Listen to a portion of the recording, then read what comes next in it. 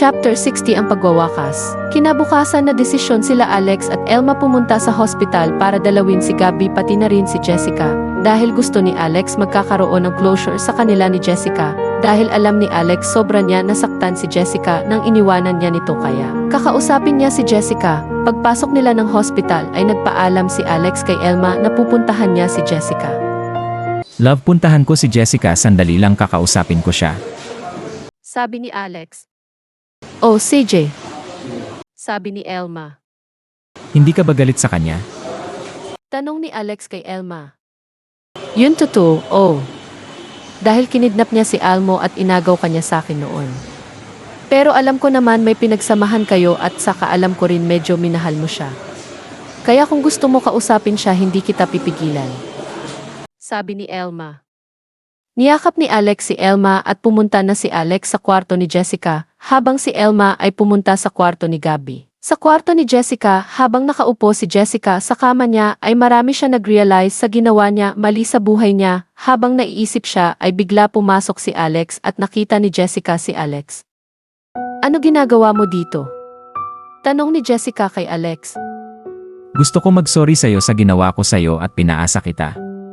I'm sorry kung ginawa kita kabet, I'm sorry hindi ko ibibigay sa'yo pagmamahal buo.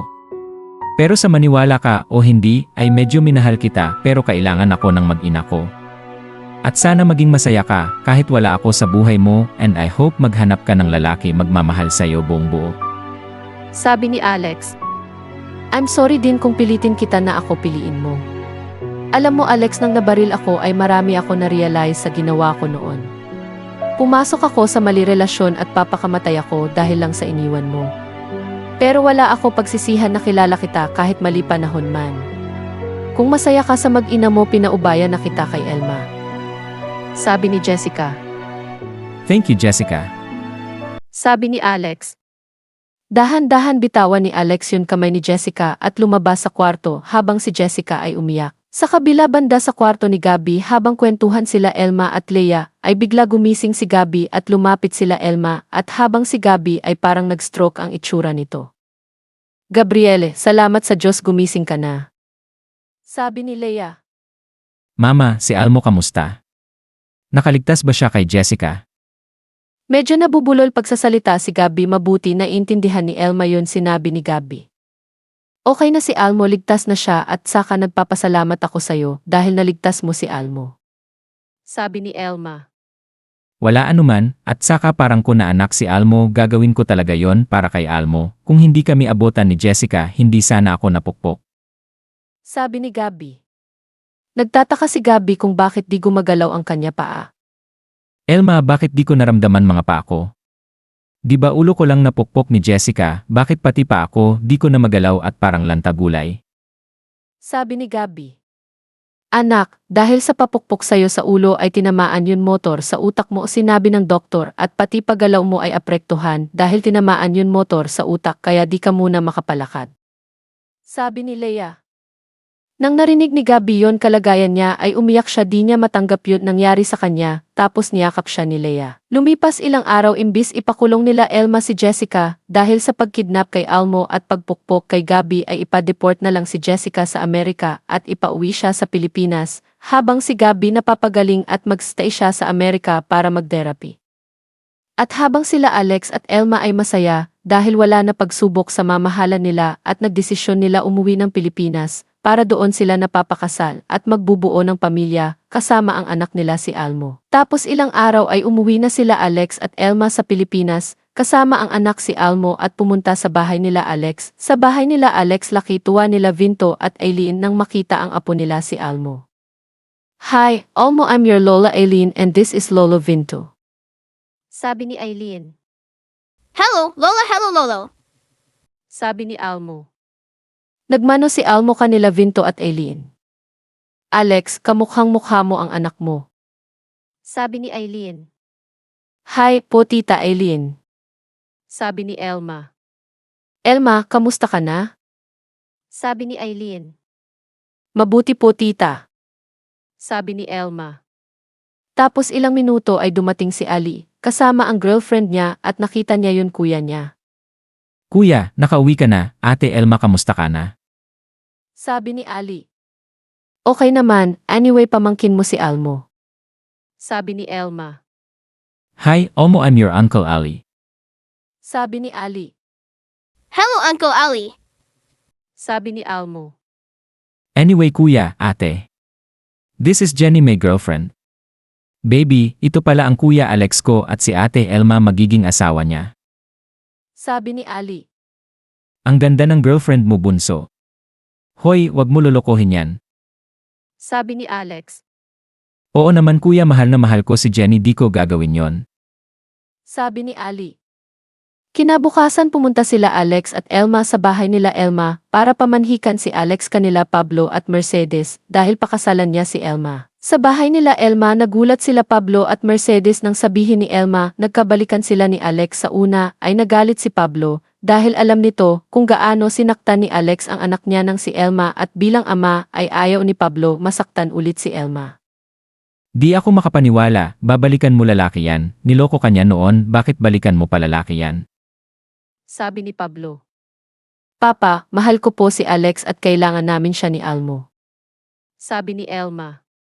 Tama si Elma tito, mamahalan kami at saka po kung anuman ginawa ko sa anak nyo noon ay sana patawarin nyo ako at promise ko hindi ko ulit lolokohin si Elma. Sabi ni Alex. Nagdalawang isip si Pablo tapos nang tumingin siya sa apo niya si Almo ay nag-realize niya kawawa ang apo niya kung lumaki nito na wala ama kaya pinatawad ni Pablo si Alex para sa apo niya. O sige, para kay Almo pinapatawad kita pero wag mo sasaktan ang anak ko at apo ko. Sabi ni Pablo. Opo, thank you po. Sabi ni Alex. Lumipas mga araw, walang sayangin na araw ay agad magpakasal sila Alex at Elma sa simbahan. Madali preparation lang ginawa nila dahil gustong-gusto na ni Alex maging asawa si Elma. Ang araw ng kasal sa simbahan, habang naghihintay si Alex kay Elma ay kinakabahan si Alex na pansin ni Boom. Hoy pare, okay ka lang? Tanong ni Boom kay Alex. Oo, medyo kinakabahan lang. Sabi ni Alex. Ganyan ba mga lalaki kapag malapit na mag-asawa? Sabi ni Boom. Oo. Sabi ni Alex. Tapos ilang minuto ay dumating na yun bridal car ni Elma kasama si Aira. At bago bumaba sila Elma at Aira ay itanong ni Aira kay Elma kung sure na ba si Elma. Bes, sure ka ba? Papakasalan mo si Alex? Sabi ni Aira. Oo, Aira, mahal ko si Alex kaya ko siya papakasalan at saka gusto ko mabuo pamilya ko. Sabi ni Elma. Okay. Sabi ni Aira. Bumaba na sila sa bridal car, tapos ilang minuto ay nagsimula na kasal. Si Boom ang best man ni Alex, tapos si Aira ang maid of honor, ang anak nila si Almo ang ring bearer. Tapos pagbukas pinto ng simbahan ay nakita agad ni Alex ang pinakaminamahal niya si Elma, kasama ang magulang niya sila Pablo at Mercedes. Habang lumalakad sila Elma papunta sa altar ay umiiyak si Alex dahil saya paglapit nila Elma magmano muna si Alex kanila Pablo at Mercedes. At ibigay ni Pablo ang kamay ni Elma pagkatapos isang oras. You may now kiss your bride. Sabi ng pari. Hinalikan ni Alex si Elma at nagpalakpakan ang mga bisita. Tapos ng kasal ay bumili sila Alex at Elma ng lupa para sa tatayo dream house nila at si Alex mismo engineer magagawa sa bahay. Tapos may sarili na construction company si Alex, kasosyo niya si Boom, habang si Elma ay nabuntis 1 month pagkatapos ang kasal nila ni Alex maging full-time mom and wife si Elma. Pagkatapos ng isang taon ay 2 na ang anak nila, isang lalaki si Almo at isang babae si Emily sa bago bahay nila. Habang naglalaro sila Almo at Emily ay nakaupo sila Alex at Elma sa sofa. Ang bilis ng araw, parang kailan lang nung una kita nakita sa coffee shop. Sabi ni Elma. Oo, pero alam mo love, nagpapasalamat ako sa kape mo. Sabi ni Alex. Bakit love? Sabi ni Elma. Kasi kung di dahil sa kape mo ay di kita nakilala, di ko makita yon babaeng pinakamamahal ko. I love you, Elma. Sabi ni Alex. I love you too, Alex. Sabi ni Elma. Nahalikan sila, pagkatapos sila halikan ay sumali na sa laro mga anak nila at masaya sila pamilya.